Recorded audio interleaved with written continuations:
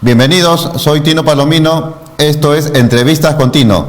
El día de hoy tenemos la presencia del doctor Víctor García Toma, ex integrante del Tribunal Constitucional.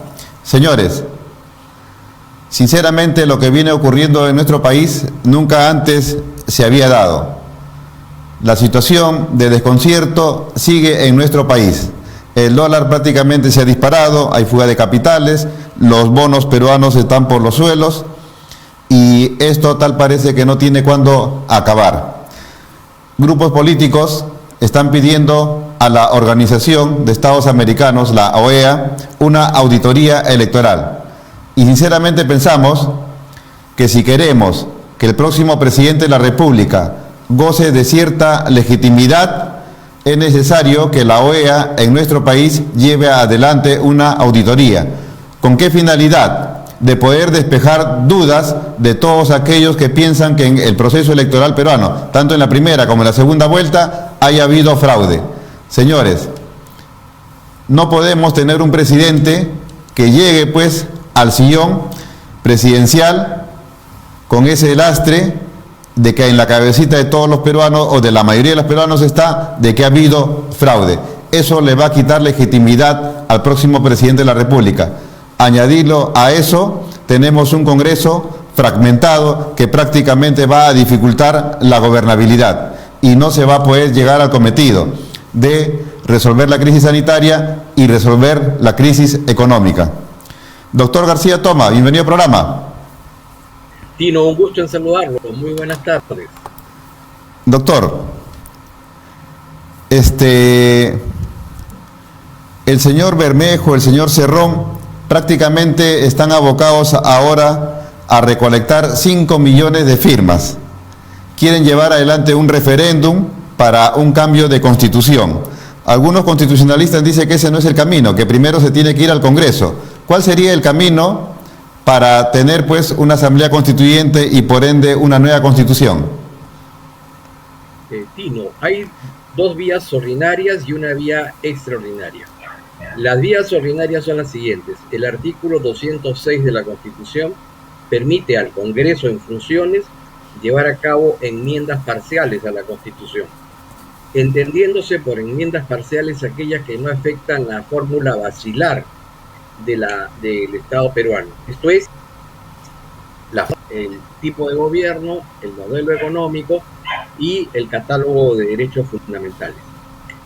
El artículo 32 de la Constitución permite una reforma total y en su momento el Tribunal Constitucional, a través del caso Colegio de Abogados del Cusco, expediente 017 del año 2004, señaló que ese artículo 32 debía ser interpretado de la manera siguiente: el Congreso en funciones elabora un nuevo texto, de nuevo texto constitucional se refiere a variar parcial o totalmente la fórmula basilar a la que hemos aludido hace unos minutos, y luego va a un referéndum ciudadano. Los militantes, simpatizantes de Perú Libre, equivocando el camino por razones, digamos, de desconocimiento jurídico o con una intencionalidad política aviesa, han empezado a recolectar firmas. Para lo único que serviría es que teniendo el 0,3% del número total de miembros de la población electoral, presenten una iniciativa legislativa para que esa iniciativa legislativa que contiene una reforma parcial o total sea discutida y eventualmente aprobada por el Congreso. Entonces me pregunto, si Perú Libre tiene una bancada, ¿para qué nos damos a optar firmas si la bancada directamente puede presentar iniciativa? Ahora, para llegar al referéndum, por esa vía, solo se produciría en el caso en que ha sido presentado la vía de la iniciativa legislativa popular. Pero para conseguir ese referéndum se requiere el 10% del total de miembros del padrón electoral. Es cerca de 5 millones de ciudadanos. Entonces veo difícil que eso se consiga en el corto plazo, y lo más probable es que eso traspase los 5 años de gobierno del señor Castillo. El asesor jurídico de Perú Libre es el señor Aníbal Torres Vázquez. Él prácticamente a todos los abogados los ha tratado de ignorantes, que desconocen la legislación peruana. Y ahora usted manifiesta de que prácticamente Perú Libre, con esta iniciativa que está haciendo, desconoce cuál es el camino para cambiar la Constitución. Bueno, en primer lugar, yo respeto a todos los colegas y jamás me permitiría calificarlos en términos personales, ¿no? En segundo lugar, me ratifico en lo dicho. Basta leer la Constitución y la Ley de Participación Ciudadana, la Ley 26300. Allí se va a encontrar en su articulado lo que acabamos de mencionar. No es un invento mío, está en la Constitución, está en la Ley de Participación Ciudadana y está en una jurisprudencia del Tribunal Constitucional. Evo Morales, cuando entró a la presidencia de Bolivia, lo hizo con una constitución que no permitía la reelección. Siendo el presidente, prácticamente estableció una nueva constitución y en esa se establecía que sí podía reelegirse por única vez el presidente de la República. Y luego hizo muchas reelecciones, porque después interpretó que con la nueva constitución era la primera vez que estaba postulando, por lo tanto podía volverse a presentar, ¿no? ¿Esa situación también se podría volver a darse en nuestro país? El señor Evo Morales cometió una cosa que es imperdonable. Cuando ya no tiraron mal las interpretaciones acerca de la reelección presidencial, sometió esta consideración a un referéndum y el pueblo le dijo que no. Muy bien. ¿Qué hizo el señor Evo Morales? Con un constitucional abyecto, un tribunal consiguió una sentencia que, interpretando entre comillas los alcances de la Convención Americana de Derechos Humanos, le dio la oportunidad de volver a postular. Y todos sabemos cómo terminó esa experiencia, ¿no es cierto?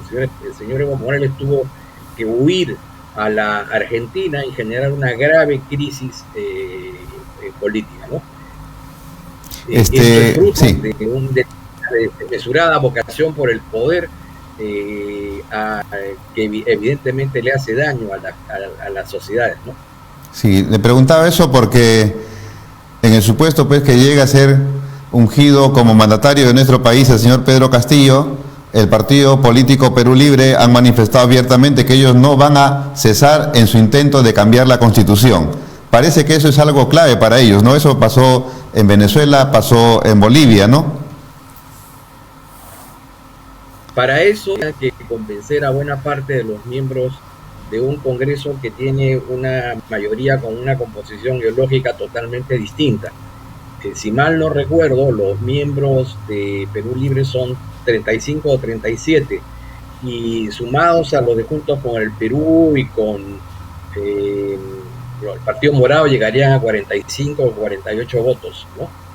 Todos los otros votos restantes ciertamente están en una posición contraria, pero no solamente esta posición contraria se da al interior de las representaciones políticas que tienen bancada en el Congreso.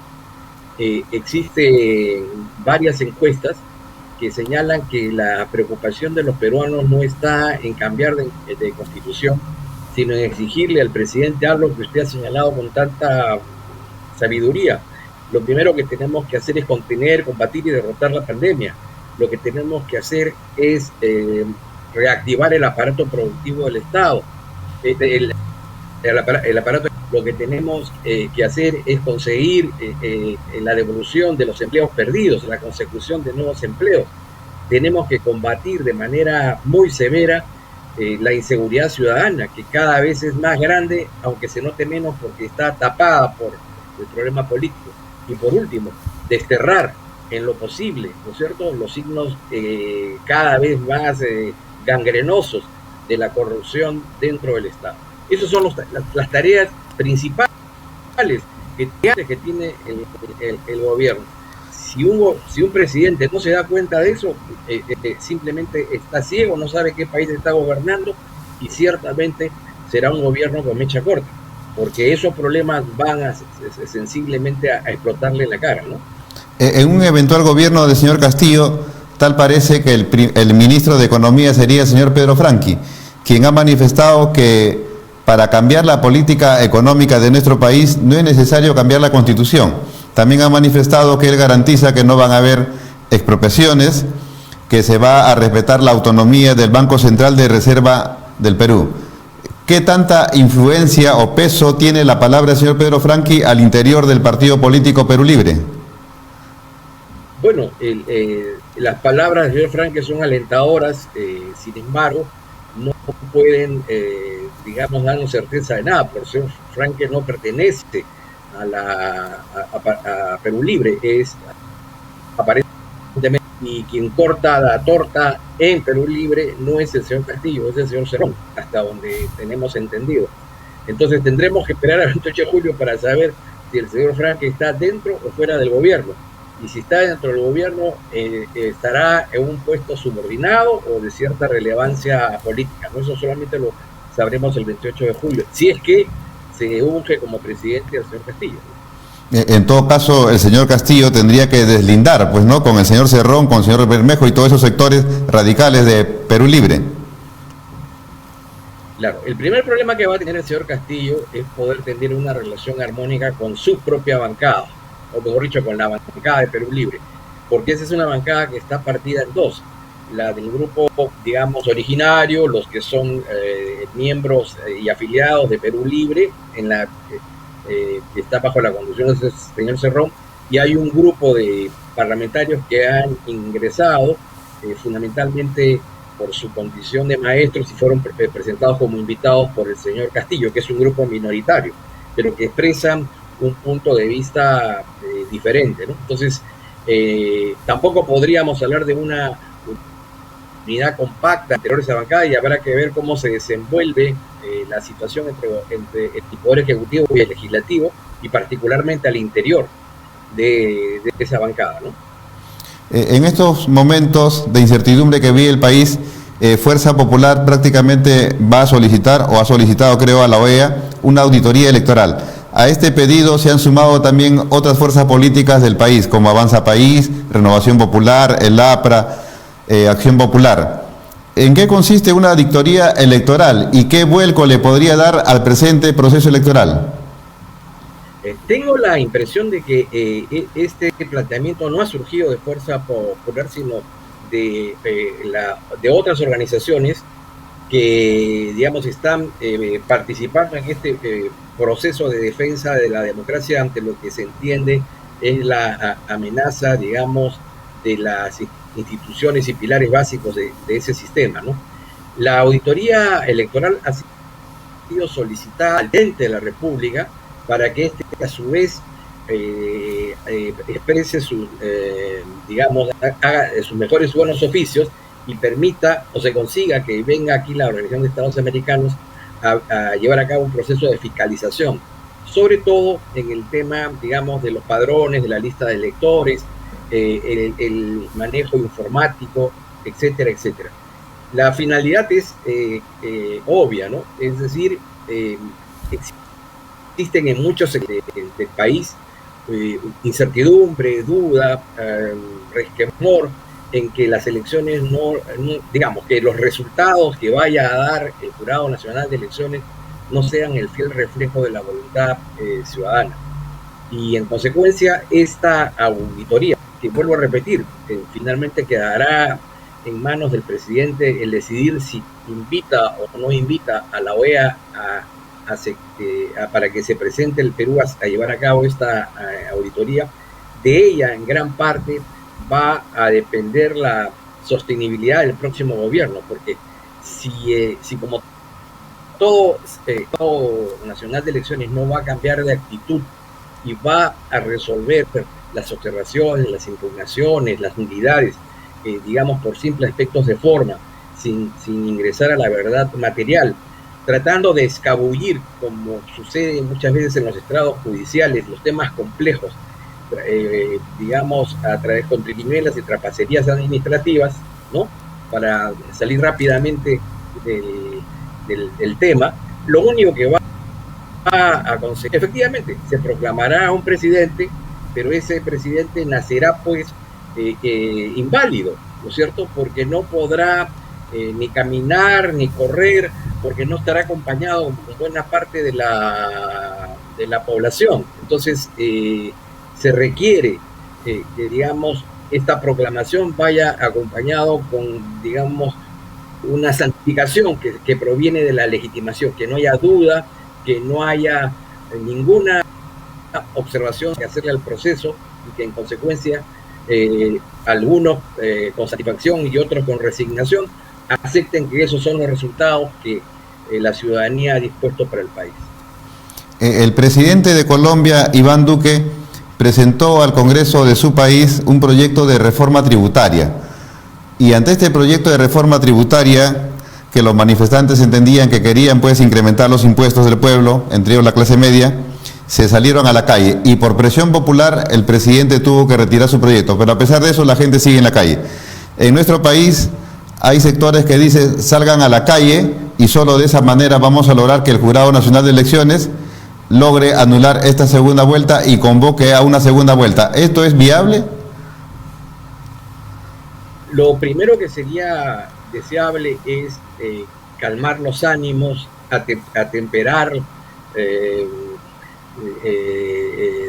las ansias y exigir que el Jurado Nacional haga un trabajo a la altura de la responsabilidad histórica que el país le exige. Por cierto que las marchas, en tanto sean pacíficas, no deterioran, sino contribuyen a la democracia.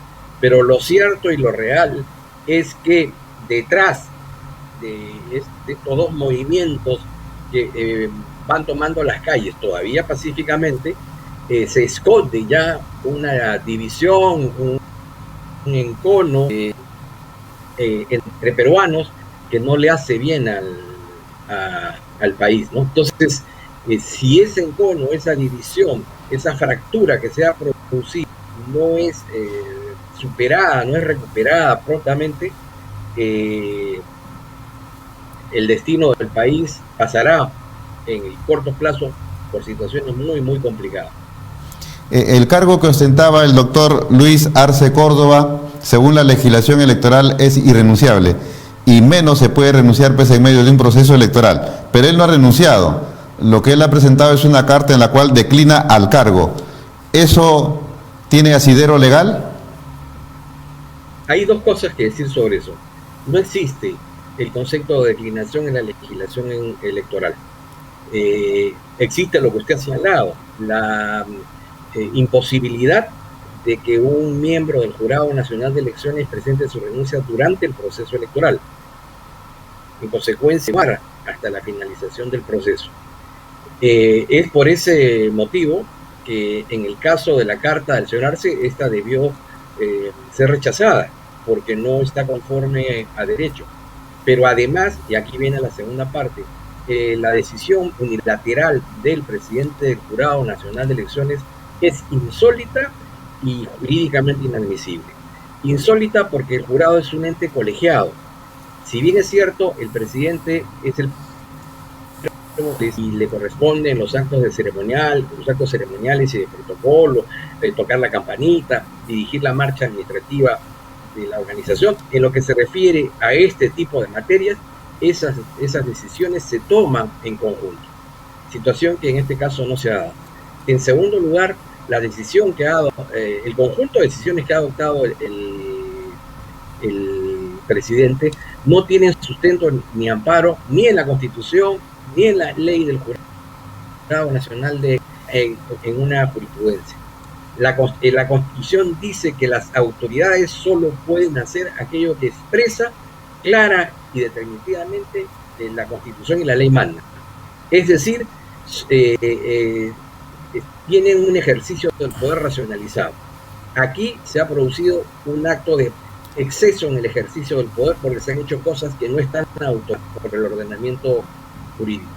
Y luego se ha destinado a no ser vacado que además que no ha sido vacado, que no puede ser vacado y que no puede renunciar, esta persona no puede ocupar el cargo porque el artículo 11 de la ley orgánica del Tribunal de Elecciones señala que el reemplazo se produce por alguna de esas tres circunstancias: muerte, hasta donde el señor Arce está vivito y coleando; en segundo lugar, que sufra pues una enfermedad físico mental incapacitante para la situación que no se ha dado felizmente, o una actividad sobreviniente, ¿no? El señor Arce no ha sido objeto de ninguna acción sobreviniente.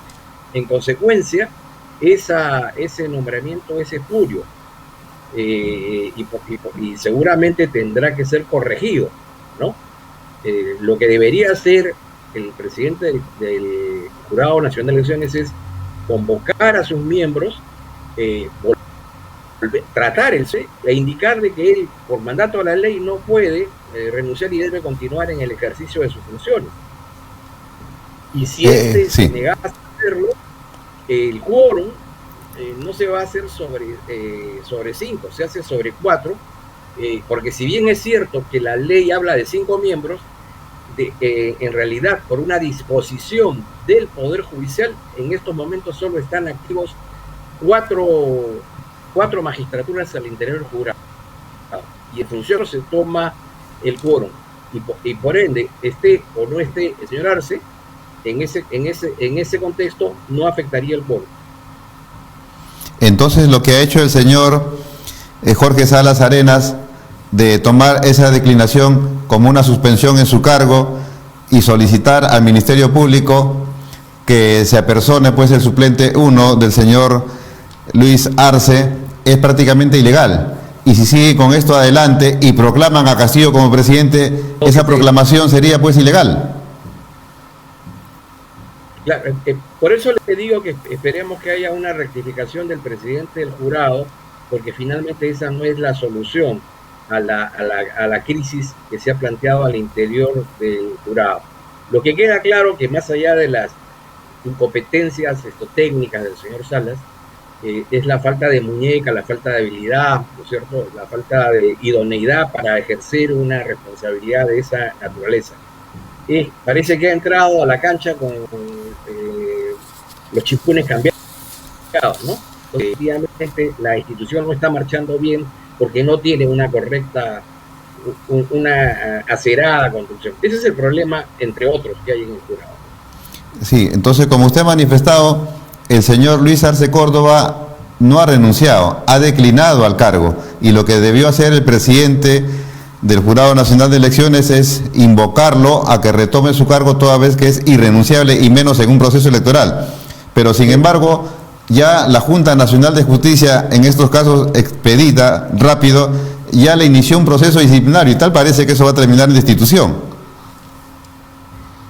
No, pero el proceso contra el señor Arce ante el Jurado de Elecciones es anterior a esta situación. La Junta Nacional de Justicia no podría intervenir en este problema porque él no está actuando como magistrado, no está actuando como fiscal. Si bien representa al Ministerio Público, él está ejerciendo un cargo diferente, que él es miembro del Jurado Nacional de Elecciones. En consecuencia, no le alcanza las competencias nacionales de justicia en lo que se refiere a la conducta que pueda asumir el señor Arce en el jurado, ¿no? Entonces queda claro que la Junta Nacional de Justicia no tiene competencia para poder abrirle un proceso disciplinario al señor Luis Arce Córdoba en su calidad de integrante del Jurado Nacional de Elecciones.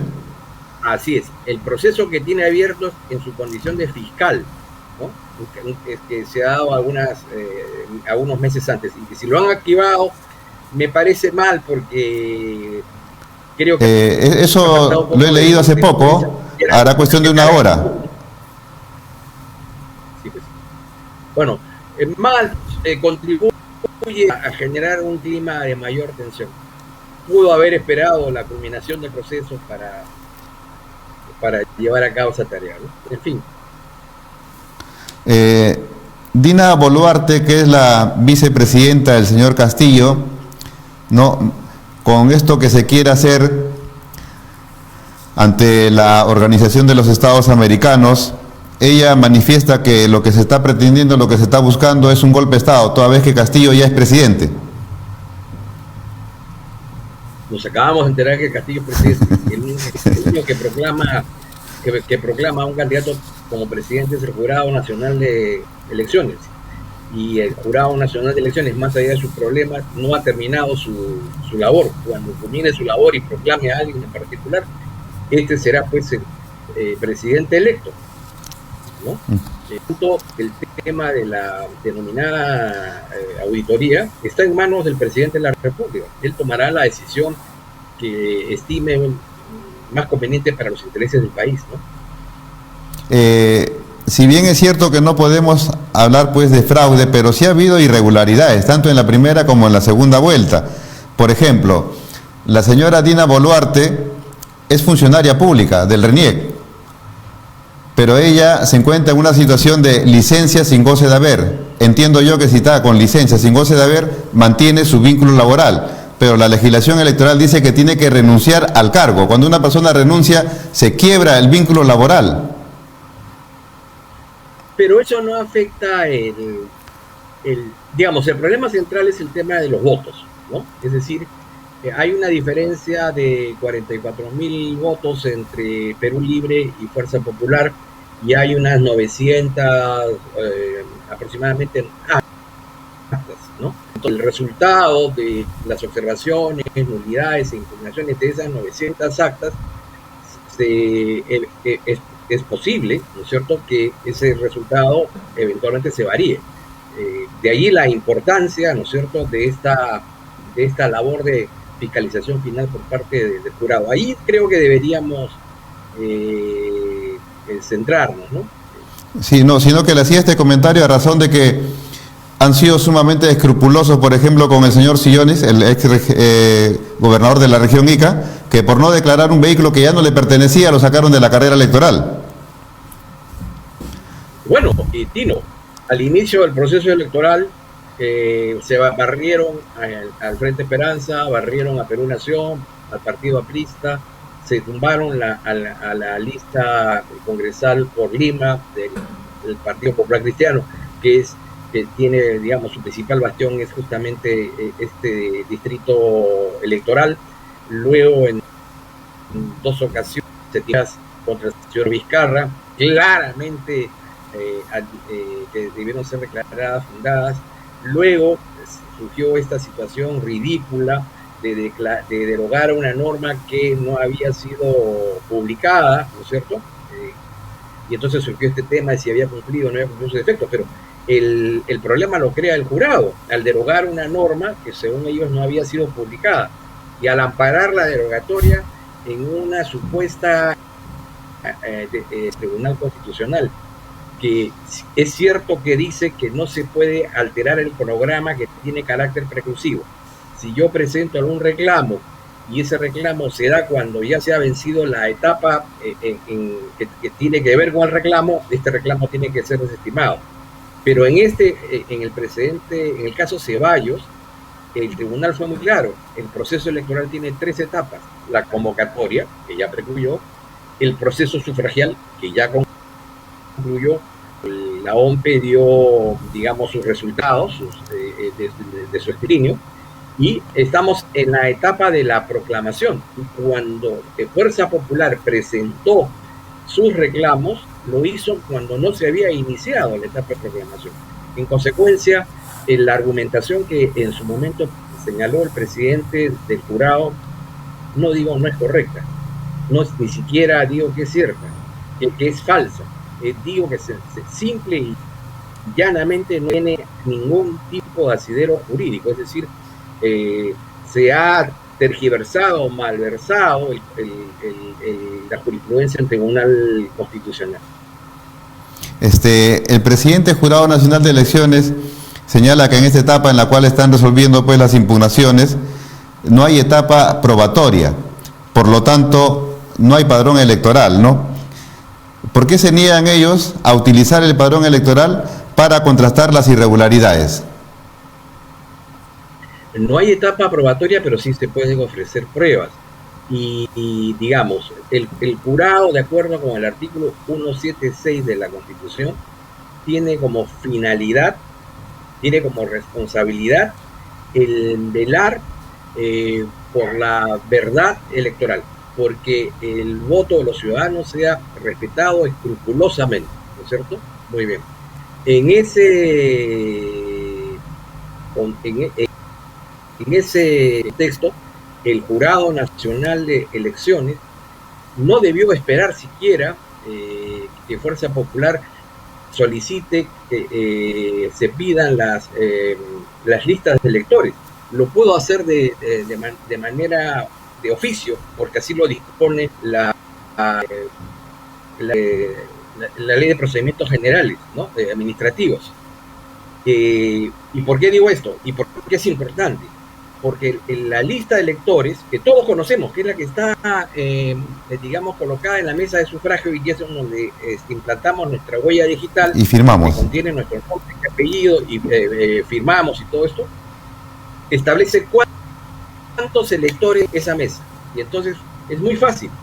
Si la lista de electores dice que en esa mesa solo hay 200 electores, evidentemente, y si aparecen 250, ahí haya habido una irregularidad. No le llamo fraude, le sigo diciendo irregularidad.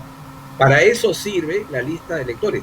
Y es un tema que no es complejo, es sencillo.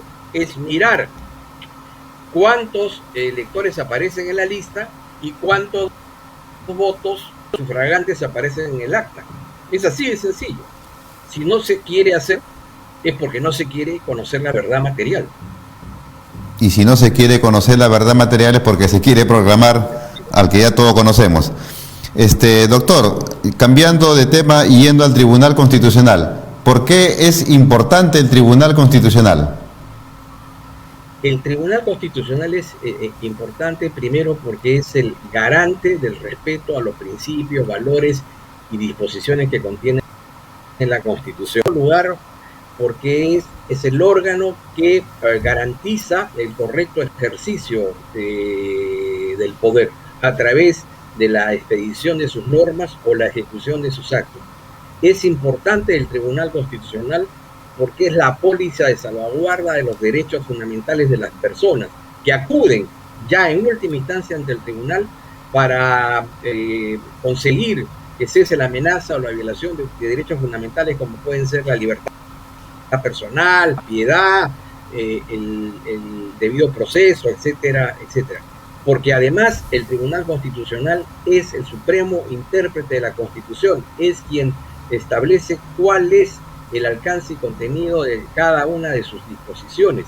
Y por último, es el árbitro entre los conflictos de competencia o de atribuciones que se generen entre las distintas reparticiones del Estado que se encuentran mencionadas en la Constitución. Por todas esas razones, la importancia del Tribunal Constitucional indica que a través de sus sentencias logra, por un lado, preservar la juridicidad y por el otro, garantizar la gobernabilidad. Y en democracia pues hay alternancia en el poder, y es por eso que también el Tribunal Constitucional tampoco es eterno, ¿no? El mandato de sus integrantes tiene que ser renovado.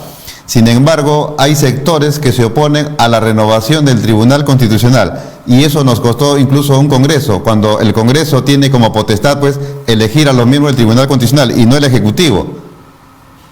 Porque hay sectores que se oponen a que se elijan a los relevos de aquellos magistrados que ya culminaron su mandato. La última composición del Tribunal Constitucional, lamentablemente, desde mi punto de vista, no ha estado a la altura de sus responsabilidades, y sobre todo hay una sentencia que me parece que lo pinta de cuerpo entero, ¿no? Por lo menos a los que votaron a favor, o declararon válida la famosa noción de la denegación fáctica, ¿no? En realidad eso fue un clarísimo golpe de Estado. Ahora bien, el Congreso de la República, dentro del marco de sus competencias, que las tiene hasta el 26 de julio, puede legislar, puede fiscalizar y puede nombrar. En segundo lugar, durante este periodo ha llevado un proceso y ha seleccionado a 17 postulantes para la última etapa, y en términos generales tiene muchos de ellos las credenciales suficientes para ocupar un cargo de esta envergadura. La objeción que se hace, y creo que es correcta, es la siguiente, ¿no? Este es un parlamento que viene muy golpeado, viene muy mellado en su credibilidad. Se ha dedicado en el corto tiempo de su actuación a dictar leyes populistas y antitécnicas. Buena parte de ellos han terminado en la guillotina del Tribunal Constitucional porque en efecto eran inconstitucionales. Y ya es un Congreso de salida, ¿no es cierto?, con una legitimidad decreciente. En cambio, se ha nombrado un nuevo Parlamento que llega al Congreso con una legitimidad activa, naciente. Entonces yo creo que sin que sea ilegal lo que está haciendo el Congreso, si nombre estará en marco de la Constitución y de la ley, pero hubiese sido o es deseable que esa labor la haga el otro Parlamento porque se encuentra en mayor capacidad de expresar legitimidad ciudadana. Dada la importancia del Tribunal Constitucional y que usted lo acaba de manifestar, ¿cree usted que ha sido un desliz simple y llanamente el señor Castillo cuando propuso desactivar el Tribunal Constitucional o es parte de una estrategia política de ese partido político Perú Libre? No tiene claro el señor Castillo qué es lo que quiere hacer con el país, particularmente con el tribunal. Primero dijo que lo iba a desaparecer y luego dijo que iba a cambiar el modelo y aludió al modelo boliviano, ¿no?, que es un modelo muy curioso. Es un modelo en donde son 10 miembros, uno que cada uno representa a un departamento de Bolivia y son elegidos por voto ciudadano. Con todo respeto a los ciudadanos, yo soy uno de ellos, también usted es uno de ellos. ¿Cómo podríamos saber quién es buen médico o buen ingeniero o un buen contador o un buen químico farmacéutico? No tenemos, digamos, los criterios, poder señalar quiénes tienen la idoneidad técnica para ejercer un cargo de esa naturaleza. Nos podrán ser más simpáticos, nos podrán caer mejor, ¿no? A unos más que a otros, como a los candidatos me refiero, pero en lo medular, es decir, el poder establecer si tienen, digamos, los conocimientos jurídicos necesarios para ejercer ese cargo, si cuentan con las credenciales académicas suficientes, esa no es una tarea que puedan cumplir cabalmente los ciudadanos. Los ciudadanos cuando votamos y tenemos que aceptarlo, ni siquiera vemos el programa, ni siquiera sabemos el currículum vitae de los candidatos, ¿no? Votamos un poco al desgano y es por eso que tenemos los parlamentos que tenemos. Entonces estamos mal para elegir a los gobernadores, para elegir a los alcaldes, para elegir a los parlamentarios y a veces para elegir a los presidentes. Ya no le agreguemos una papita más al caldo eligiendo mal a nuestros magistrados del Tribunal Constitucional. Esa fórmula no es buena, pero además es una fórmula insular, no se da en otro país más que en Bolivia, con que tenemos. Hay un caso muy curioso, se eligió a un magistrado que resolvía los casos leyendo las hojas de coca, y entonces cuando ya había develado a través de las hojas de coca quién era el ganador, llamaba a su asesor para que le redactara una sentencia en un libro, ¿no? Esas cosas curiosas, ¿no? Insólitas, impropias de un tribunal, se dan en Bolivia. Doctor, ya para ir terminando la entrevista, usted ha manifestado pues que el Jurado Nacional de Elecciones en estos momentos no viene actuando de acuerdo a ley y eso podría desencadenar que el próximo mandatario de nuestro país no tenga legitimidad. Por favor, unas palabras finales para que las cosas de nuestro país vayan de acuerdo a ley. Siempre es posible mejorar. Y yo creo que está en manos del presidente del jurado reconvenir sus pasos, entender que probablemente ha actuado de buena fe, pero que no ha cumplido hasta ahora un papel, el papel que la ciudadanía espera de quien es el responsable del custodio de la voluntad ciudadana expresada en el quedan muy pocos días, 20 o 20, pero tiempo para reconsiderar su conducta, recomponer la posición del jurado, conseguir la integración de sus miembros y darnos una proclamación que nos dé la tranquilidad de que se han hecho todos los esfuerzos para llegar a la verdad material y que es el resultado de lo que en realidad el pueblo dijo en Azul. Ojalá que esté a la altura de las posibilidades del doctor Salas, entender que eso es necesario y que eso es lo deseable, ¿no? Doctor Víctor García Toma, estamos muy agradecidos con su participación y será pues hasta otra oportunidad. Muchas gracias. Muchas gracias, gusto en saludarlo. Hasta luego. Hasta luego. Señores, hemos tenido la presencia de Víctor García Toma, ex miembro del Tribunal Constitucional, con quien hemos analizado lo que viene ocurriendo al interior del Jurado Nacional de Elecciones. También se ha analizado acerca de el Tribunal Constitucional, que es un organismo que tiene suma importancia y trascendencia para la vida de nuestro país. Esperemos pues que las autoridades hayan tomado nota y actúen de acuerdo a derecho para que el próximo presidente de la República de nuestro país goce de legitimidad y la gente deje de salir a las calles. Señores, eso ha sido todo por hoy. Compartan este video a través de las redes sociales. Nos vemos el día lunes en el mismo horario. Muchas gracias.